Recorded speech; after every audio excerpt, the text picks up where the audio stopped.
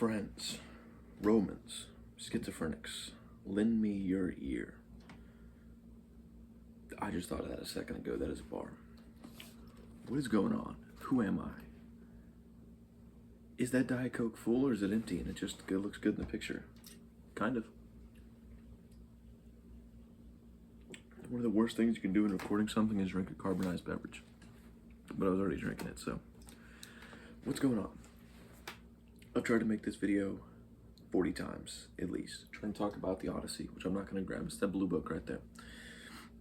Halfway through the Odyssey. I haven't seen the movie. But I'd like to focus on 3 things involving the Odyssey. Ideas that I've been thinking about while reading half of the Odyssey, right? When you get about halfway through, about book 10 of the Odyssey, is when you start hearing the story of Odysseus. Because this whole time I'm reading, I'm like, wow, Telemachus is really cool. What did Odysseus do? That's the big thing, but you just gotta wait, right? I'm gonna tell you the 3 things up front, and we're gonna go through them. And this isn't like an informational kind of thing, it's more of a philosophy kind of yapping session. I'm gonna be yapping, all right? Because I'm really bored. All right, first things. All things to your benefit. May not seem like it, but I'll explain that. Excuse me. Seems unlucky, but it made a great story. I really like that one. We'll focus on that one too. And then keep swimming, which is a big thing that comes from the book. And the Odyssey was the first one, but you could relate that to the Iliad. You could relate that to the Bible, probably. You could do a whole bunch of things. Remember what I said about that carbonized beverage? Terrible idea. So, all things to your benefit. That was nasty. Odysseus is a very unlucky person, right? But he's super lucky. Everywhere he goes, it's been 2 minutes, I can curse. There's a bad bitch everywhere. All right, he goes, falling in love with him. And then some nonsense is happening. His crew is messing around with Cyclops, and it isn't good. You don't want to see your friend's brains get dashed out in the side of a cave wall by a Cyclops. But you're pretty lucky. And also, we'll focus on this.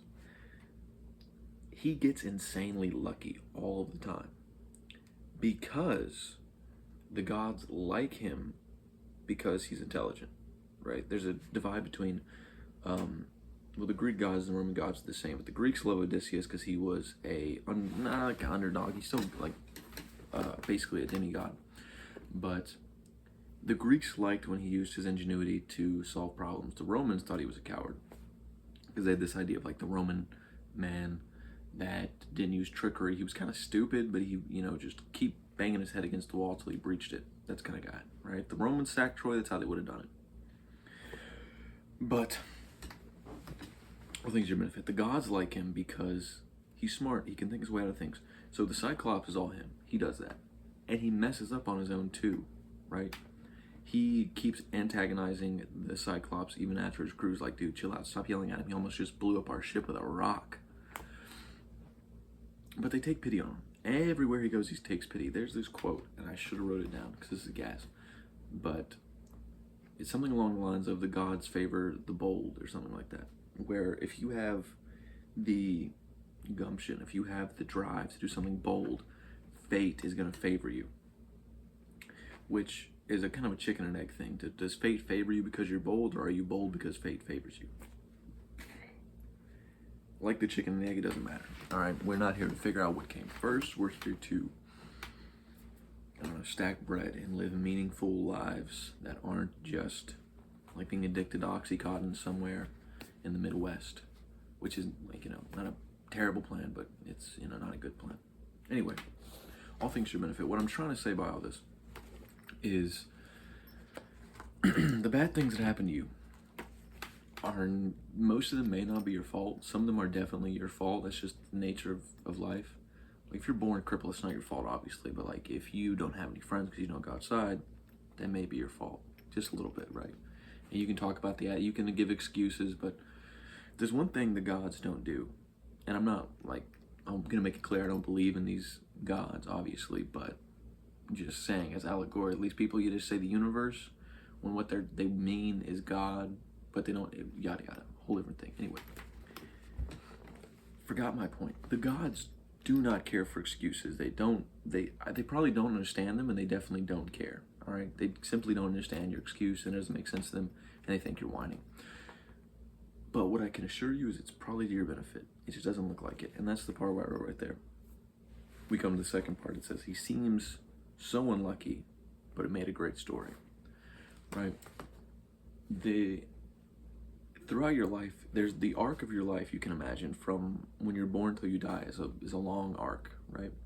But there's many arcs. Like there's, like learning how to walk, I guess that's an arc. And there's graduating, and then there's a bunch of other stuff, right? There's these broad societal arcs that you go through, and there's the small personal ones, or the large personal ones that aren't necessarily determined by society, but by yourself, right?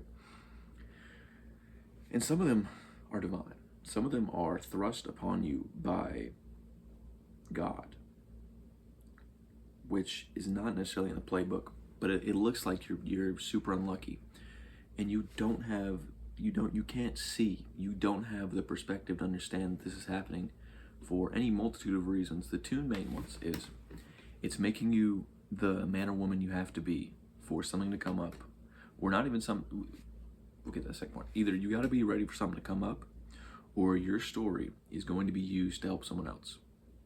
I guarantee it. I assure it, definitely. Either it's going to internally help you by you, and it's if you have ears to hear, you know what I mean? Let you hear. Like if bad things happen to you and you never take the time to reflect on them, you'll never figure out the lesson you're supposed to glean from it. And I mean, you got to separate what's just the harshness of the world and what is an allegory, but I'm pretty sure most of it is you can probably glean something from it. Anyway, there's personal and there's external.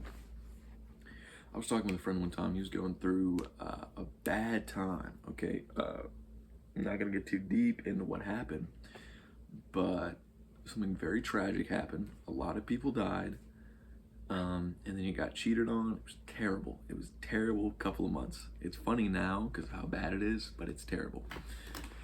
Anyway, one time we were going to some speaking thing or conference, whatever. Anyway, and he was like, "Yeah, I'm not on speaking terms with God or whatever." And then, anyway, I digress. I would tell him all the time, like, we talk about Job. Anytime something bad happens, you start thinking about Job, right?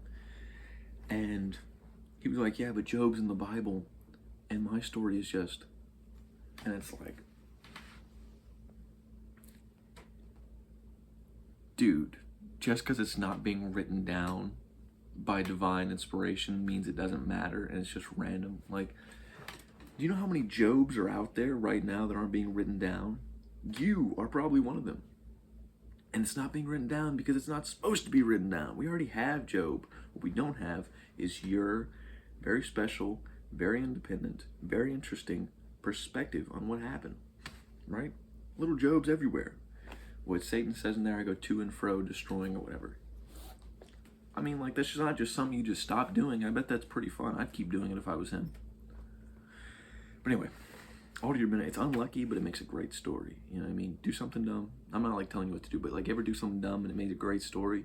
I've done a lot of stupid things. I could have died a lot of times, but I didn't. I have great stories.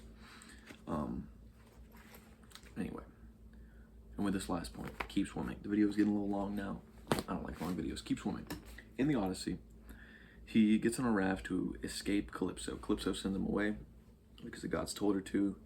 And 18 days, then Poseidon just starts blowing his ship up, right? When he gets thrown off the raft, God comes up to him, and that goes back to our original thing.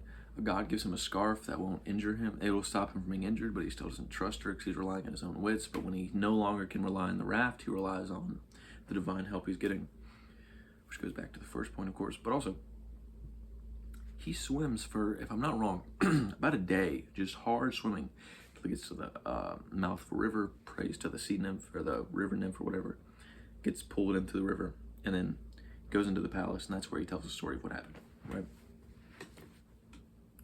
But he swims.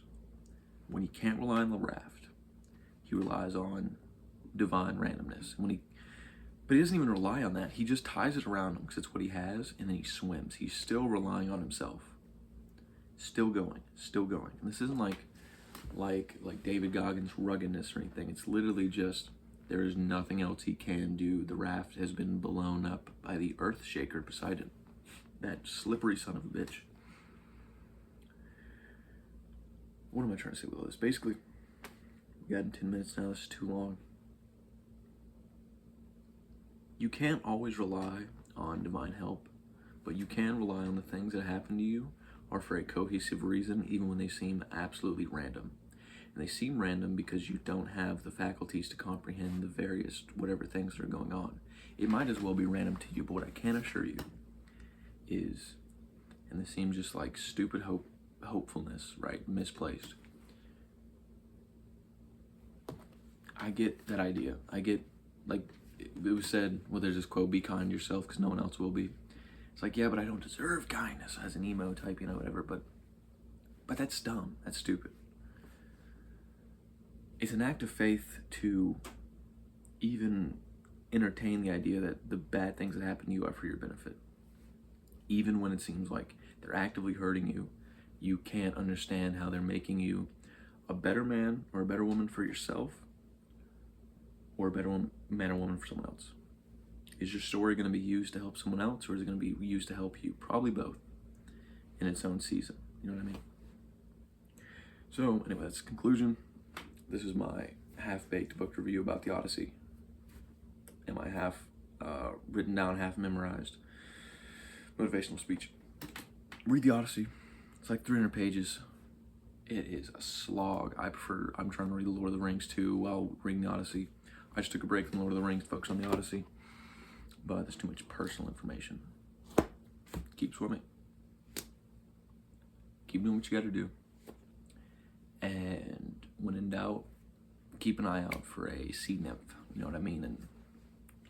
And put on the Riz, as the cool kids say. You know what I mean? Anyway, that's all I have to say.